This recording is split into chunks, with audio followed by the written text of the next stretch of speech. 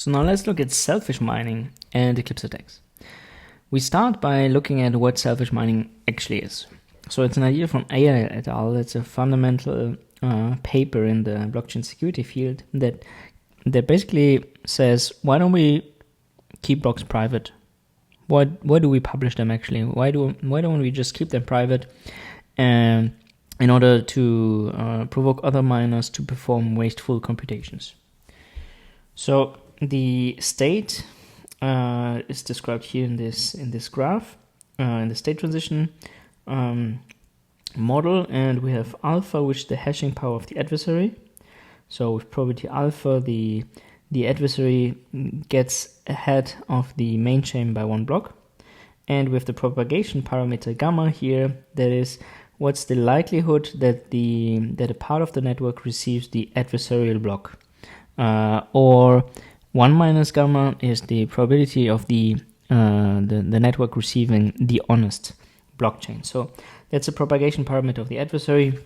And here, you know that the more transactions, the more connections an adversary has, the higher this propagation parameter should be. Because the more connections you have, the better you can propagate data in the peer-to-peer network. So let's go carefully through those here step by step. So we start at state 0. So if we start at state 0 and we have a probability of alpha that the adversary is one block ahead of the main chain, then we have another probability alpha that the adversary is ahead 2 blocks by the main chain, and so on. Right? If you go on this right side here, it's always probability alpha times alpha times alpha that we're always ahead of the main chain. Now, keep in mind, alpha here is smaller than 50%, right? Otherwise, the adversary would own the chain. So it's quite unlikely, right, that we get that the adversary gets 4 blocks or 5 blocks ahead. But it can still happen. I mean, the probability isn't 0. So let's assume now we are at state 2. And now the honest network finds the block with probability 1 minus alpha. Then the state transition here goes back to 0, and that's because if the honest network finds a block, right, it's basically like this is our initial state, and let's say this is the adversarial chain, so we have 2 blocks ahead, 1, 2, and now let's assume the honest network found 1 block, right? So this is basically equivalent to this state transition here. And in that case, we go back to 0, and that is because the adversary is publishing. So these 2 blocks were private for now, right? I mean, it's all about keeping blocks private. And by publishing those 2 blocks, he will effectively invalidate this block from the victim. So the adversary chooses to not publish this particular chain, and then once he is in this state and the honest network finds a block, he basically publishes a private chain to kill the honest chain block. Okay, so this is if we go down this path. These are the dynamics. So I also want to briefly go into the dynamics when there are just a few blocks. There's just 1 block mined. So we start at 0 with probability alpha. The adversary mines a block, right? Mined a block. Now it's quite likely that the honest network finds a block, right? This is 1 minus alpha. So again, if we draw the blockchain, so this is the departing state. We first have 1 block here, so that's equivalent to this block, right? And then the honest network finds another block, right? So this is the equivalent to this one here, right? Now we end up in this weird 0 prime state where we don't really know what's going to happen, but the adversary, at least here in this AL paper, the adversary chooses to publish, right? So he publishes this particular block. And now you have 2 blocks that are racing about, right? They are basically propagating in the Bitcoin network, and whatever block reaches more nodes or more miners specifically, those miners will probably work on it because it's they have the same difficulty. This is the same length. It's just one block ahead.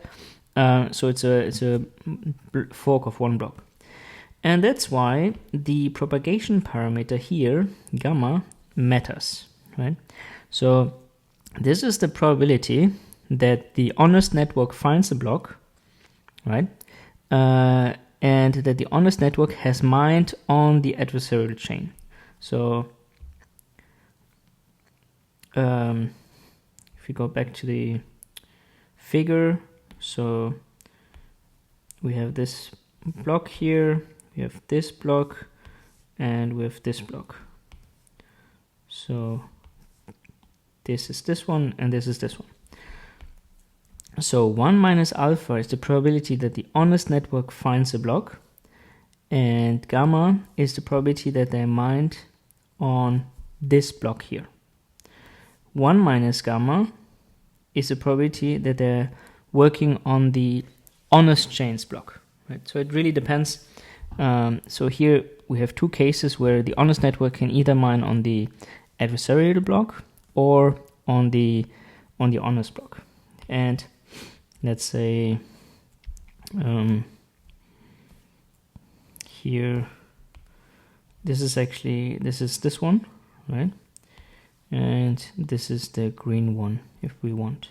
So basically this would be the green one, right? If the network finds here a block, then the adversary will have to adopt this particular block. And if the honest network has mined on the adversarial chain, then it would be kind of this block, and this would invalidate this previous block. Now there's a third case, and that's why we have here another alpha. That's basically the case where, so I'm gonna just redraw the same figure. So this is the departing state. We have here one block by the adversary, that's this one. Then we have one block by the honest network, that's this one. And then we get one block by the adversary again. So this is this one, this is alpha here, right? Maybe I draw this in this color just to make it explicit. So this is the probability alpha, again, that the honest network mines on his own chain. He will publish, so this will then get all public, and it will override this particular chain. So it's a bit intricate. I mean, it's not that intuitive at the beginning, but maybe if you haven't fully understood, try to rewatch the video slowly. It really makes sense after you've pondered about it for a while. So the underlying idea is that if you keep a block private, other peers, they will perform wasteful computation, right? Because their blocks get invalidated here. So they've performed, they spent computational power on a block that was basically never accepted or would never be accepted by the main chain. Now, if you do an Eclipse attack and you combine an Eclipse attack with selfish mining, you can see here this a little bit elaborate state machine, right? You can see the similarities to the previous state machine here. It goes from 0 to 2 to 3. These parts here are basically the same, so we don't replot them. But you can see if you can can create a partition or an Eclipse in the network, then you can see that those will start mining on different chains, right? And P here is the probability to deny a block to a miner. And so there you can see here, this basically spawns up new sub settings where you partition the network more and more by using not only the hashing power but also your network communication capabilities as an adversary. So you don't have to go fully through this picture. It's just to give you a sense that you can basically ask one part of the network to mine on one chain and the other part of the network to mine on the other chain. This is really the gist of the intuition here. So, and what we can see then is, so in this plot, that's basically one of the typical plots that's being used for plotting selfish mining attacks. So you have on the x-axis, you have the pool size. So this is the hash rate, the same as the hash rate. And on the y-axis, you have the relative pool revenue. Relative pool revenue means how much money of the network mining reward do you get if you have a certain pool size, right? So for example, if you have a 30% hash rate, you should have a 30% pool of the pool revenue, right? This would be this green setting here. This is this honest mining, right? So this is what you should get. So this is the honest mining setting. So 0.3, 30% for being an honest miner. Now, if the weakest selfish mining attack would be if the propagation parameter gamma is 0, right? That's the weakest. And you can see here actually, at this point in time, right? This should be 0.33 hash rate. The revenue from selfish mining actually exceeds the revenue from honest mining, right? So you can basically receive more block rewards relatively than if you would mine honestly. Now, if the propagation parameter, if you're strong on the network layer, you can see here that the selfish mining is always more profitable, right? It's this line here. It's always more profitable than honest mining. But now, if you couple selfish mining with probability of 50% to consecutively denying 2 blocks, which is a partial eclipse attack, then you can see here that you reach the 50% threshold, right? This threshold here, already at like roughly 0.35% of the hash rate. So if you have 35% of the hash rate and you do eclipse attacks on the blocks, then you own basically more than 50% of the hash rate. And that's quite bad, right? You can see here we decreased the hash rate. So here, if you don't do eclipse attacks, it's like roughly maybe 48%, right? 38%. So we roughly decreased it by 3% hash rate to control the network. So because if you own 50% of the hash rate, you control the network, right? You have you're the one that mines the more than the majority of the blocks.